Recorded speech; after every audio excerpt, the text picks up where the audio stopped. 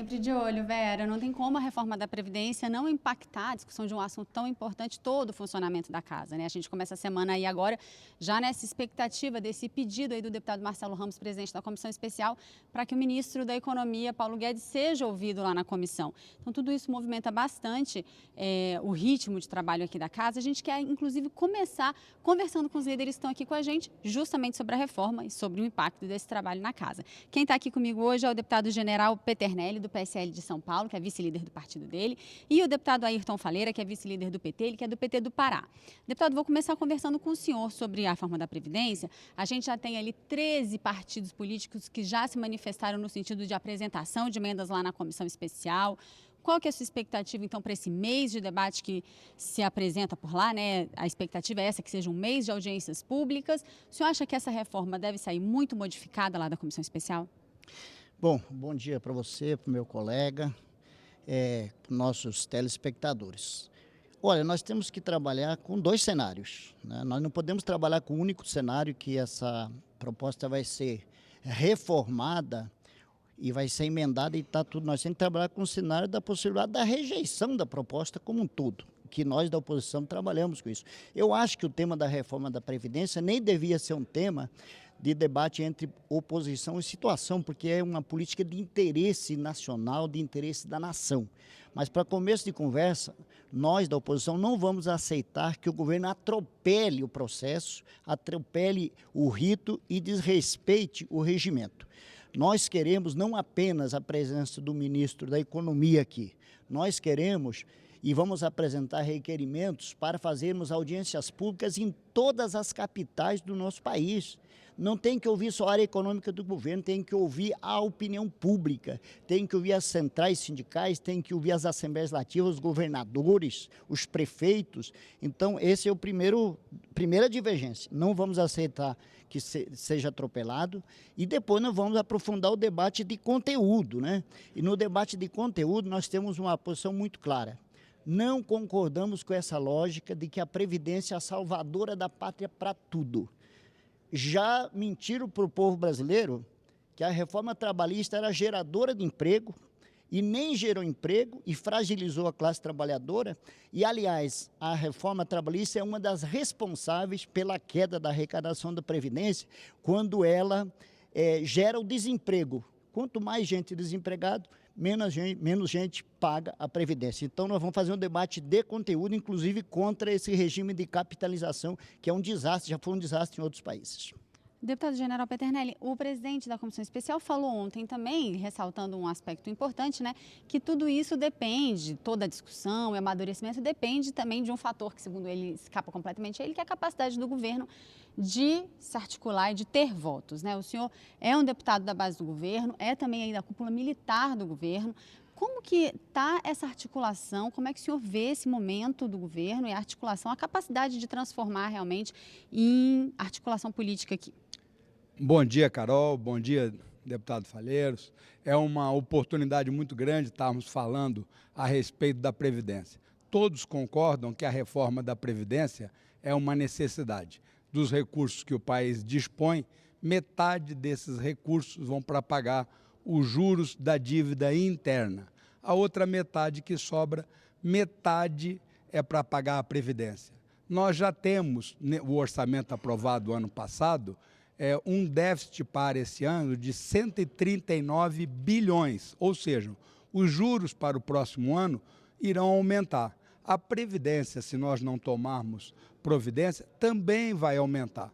Com isso daí, o que sobra para aplicar em aspectos importantes, como educação, saúde, segurança, infraestrutura, ciência, tecnologia, acaba sendo algo em torno de 14%. O que é muito pouco. Então, a consciência de que nós precisamos realizar a reforma da Previdência, eu acredito que já é um senso comum, mesmo da oposição que aborda esses aspectos. Ela ocorreu reformas da Previdência com o presidente Fernando Henrique, ocorreu 2 reformas com o presidente Lula, ocorreu a reforma da Previdência com a presidente Dilma, que inclusive criou o FUNPRESP, ocorreu o próprio presidente Temer também realizou a proposta e nós estamos aí diante de uma proposta que visa um médio e longo prazo, não é uma reforma que vai durar 5, 6 anos como as anteriores e que obrigava o governo a realizar todo começo de governo uma nova reforma. Então, essa reforma está abordando os aspectos importantes, eu vejo que ela é muito justa, ela diminuiu os encargos dos mais humildes, dos que ganham menos, o percentual dessas pessoas, que era em torno de 8%, passou para 7,5%, aumentou muito a tributação dos que recebem além de 39 mil, com 22%, e eu vejo que nós estamos tirando do trabalhador algumas oportunidades que já é consenso que deva alterar, como o próprio BPC. O BPC é o benefício de prestação continuada, que o miserável, nesse termo que aborda a legislação, ele pode receber depois dos 65 anos. A proposta atual, né, ela prevê que a pessoa possa receber antecipar, vamos dizer assim, metade desse pagamento em 5 anos. Ou seja, a pessoa receberia, a partir dos 60 anos até os 70, meio salário, que é a mesma coisa que um salário de 65 a 70. Só que nós estamos dando a oportunidade para que as pessoas possam receber 50% do que ela vai receber antecipadamente. Então, dentro desse consenso de que a reforma da Previdência é uma necessidade para que o país possa ter recursos para aplicar nas outras áreas, eu acredito que o Brasil, não é o governo, todos nós devemos estar trabalhando para um resultado positivo dessa reforma. Então, essa é a expectativa para o debate durante esse mês de maio, e a gente vai sentindo o impacto disso também no resto das votações da casa, né? A gente vem aí de 2 semanas sem votações, vamos dar uma olhadinha em como é que ficou a pauta da semana a partir de agora. Tem 2 medidas provisórias, mais uma talvez, para serem lidas e votadas, e uma série de projetos na pauta. A gente vai dar uma olhadinha na matéria da Dini Moraes. O plenário da Câmara tem esta semana 3 medidas provisórias à disposição para serem votadas. A primeira da fila é a que transfere o controle da Junta Comercial do Distrito Federal para o governo local. Até a medida provisória, a Junta do Distrito Federal era a única vinculada ao governo federal. Todas as outras já estavam sob o comando dos governos estaduais. A medida provisória tem o apoio dos partidos, inclusive os de oposição, que a princípio discordavam do aumento das taxas que passaram a ser cobradas na junta comercial. As taxas eram praticamente simbólicas, mas isso tinha um custo, né? Um custo que era repartido, digamos assim, pelo conjunto da sociedade. Agora você estabelece taxas que são taxas necessárias para que você possa ter a manutenção da própria junta. Atualmente, a empresa ela demorava quase 10, 15 dias para que ela fosse aberta, né, ela fosse constituída. Quando nós já transferimos para o DF, isso já foi feito um teste e a empresa em um dia conseguiu o registro, conseguiu abrir a empresa. Então você veja o quanto de tempo que se economizou. Outra medida provisória que pode ser votada é a que libera que estrangeiros sejam 100% donos de empresas aéreas brasileiras. Hoje só podem ter 20% das ações com direito a voto. E isso já foi aprovado por aqui, mas em um projeto de lei que agora é avaliado pelos senadores. A diferença é que a MP já está valendo e traz novidades, que foram incluídas por deputados e senadores. Uma é que as empresas aéreas terão que voltar a oferecer uma bagagem gratuita aos passageiros. Outra é que pelo menos 5 em cada 100 voos de cada companhia precisarão ser para cidades do interior do país. A terceira medida provisória que pode ser votada é a que cria uma empresa pública para administrar a infraestrutura voltada à navegação aérea do país. A estatal é resultado da diminuição de funções da Infraero, que pode vir a ser vendida ou extinta.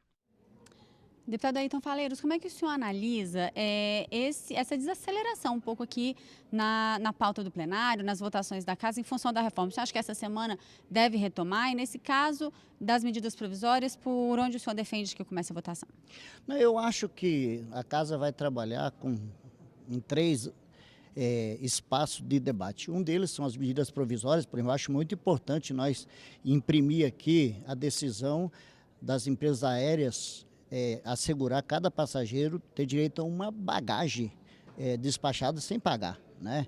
Eu acho que a nossa polêmica vai estar em torno da liberação de 100% para o capital internacional nas empresas aéreas brasileiras. Aí nós temos divergência. Mas eu diria, a pauta que está no plenário não é a polêmica. Eu acho que nós vamos estar debatendo no plenário de olho na reforma da Previdência, né? E eu quero só fazer um comentário, porque nós da oposição, nós inclusive vamos apresentar uma proposta sobre a arrecadação da Previdência, mas não só a arrecadação da Previdência, porque nós achamos que a gente começou errado, nós tínhamos que começar com a reforma tributária. E eu quero ver aí se a base do governo, se o governo aceita tirar dos que têm mais dos que podem mais, porque a reforma da Previdência mete a mão no bolso da classe trabalhadora para resolver o problema do desequilíbrio de caixa e tira direitos, aí nós não aceitamos. Mas eu acho que vai vir com muita força, e nós vamos puxar esse debate sobre os cortes do Ministério da Educação, ou seja, do orçamento da União para as universidades, para os institutos federais. Eu tenho um exemplo lá na minha cidade, em Santarém, no Pará. O corte na UFOPA representa 65% dos recursos de investimento e 38% de custeio, vai inviabilizar a universidade. E assim são as demais universidades. Esse debate nós não vamos deixar por menos. O governo tem que rever essa medida de corte para a educação. Se nós já estamos fazendo um pacote de maldade contra o povo com a reforma da Previdência, que é o maior instrumento de distribuição de renda, né, inclusive para gerar economia lá no comércio municipal, e agora outra maldade contra a educação que prepara a base desse país para o futuro, para onde nós vamos? Então, esses debates nós vamos puxar com muita veemência no plenário. Deputado Juniel Peternelli, a gente nunca fica só na pauta do plenário, né? Porque a pauta política é sempre mais extensa do que isso. O que o senhor defende que deve acontecer como votação? Eu acredito que as medidas provisórias que você citou, da junta comercial, da empresa estrangeira, que, como você muito bem abordou, já teve o projeto de lei de igual teor e passou a aprovação do capital estrangeiro para que se diminua os custos das empresas, tenha uma concorrência maior, acredito que deva passar, e a criação da empresa Nave Brasil também deve prosperar sem maiores problemas. Então, das medidas provisórias, que não é do governo atual, já são do ano passado, eu acredito que devem ser apreciadas por todos. E é muito importante isso que o deputado comentou. Para que se tenha um recurso na educação, há uma necessidade de coordenar o orçamento. Como eu disse, os juros e a Previdência, ele avança muito sobre isso. O que o governo, o que o executivo, como é que ele gasta? Na realidade, ele é um executante da LOA, que foi a lei aprovada aqui pela Câmara dos Deputados, e que diz aonde o governo deve aplicar o recurso. Então, se por acaso não ocorre a reforma da Previdência, não tem recurso. Eu acho até justo e proponho a nós aqui, deputados, que na LOA deste ano, inclusive na parte inferior, venha a proposta de, caso necessário, contingenciamento, aonde nós, deputados, julgamos oportuno contingenciar. Porque muitas vezes fica muito fácil dizer, olha, cortou a verba da educação, cortou da saúde. Mas se não tem, se tem a lei de responsabilidade fiscal, o governo tem que cumprir. Então, quem é o responsável pelo orçamento que está sendo executado nesse momento é a Câmara dos Deputados, é o Congresso Nacional, através da Comissão Mista de Orçamento, que é votado. Então, não adianta nós não executarmos uma ação sobre a Previdência, uma ação sobre as privatizações, que todos os governos realizaram, porque são necessárias, e aí, ao mesmo tempo, reclamamos sobre determinada verba, quer seja para a educação, quer seja para a saúde, quer seja para a segurança, quer seja para ciência, tecnologia e infraestrutura. Então, nós temos que ser coerentes nessas atividades. O Executivo vai executar aquilo que nós deputados e senadores, vamos aprovar para o próximo ano. O que está ocorrendo nesse ano é exatamente isso. O Executivo está executando, só que o que se esperava que arrecadar, o que se esperava de recursos, não está na mesma proporção e há uma necessidade de contingenciar. Acredito eu, Carol, que esse contingenciamento deveria até ser proposto pelos próprios deputados e senadores. Olha, não vamos cortar na educação, vamos cortar na saúde. Não vamos cortar na saúde, vamos cortar nesse item. Então, essas definições compete ao Congresso Nacional. E é por isso que a reforma da Previdência é uma necessidade. Quanto mais tempo, deputado, nós levarmos para aprovar a Previdência, menos expectativa de recursos disponíveis o Brasil terá para aplicar naquilo que é essencial. Concordo plenamente, é fundamental. A educação é base para um país de futuro. E é dentro desse foco que nós temos que estar trabalhando. Deputado General Peternelli, deputado Ailton Faleiros, obrigada pela participação de vocês aqui com a gente. A gente volta ao estúdio, então, agora com a Vera.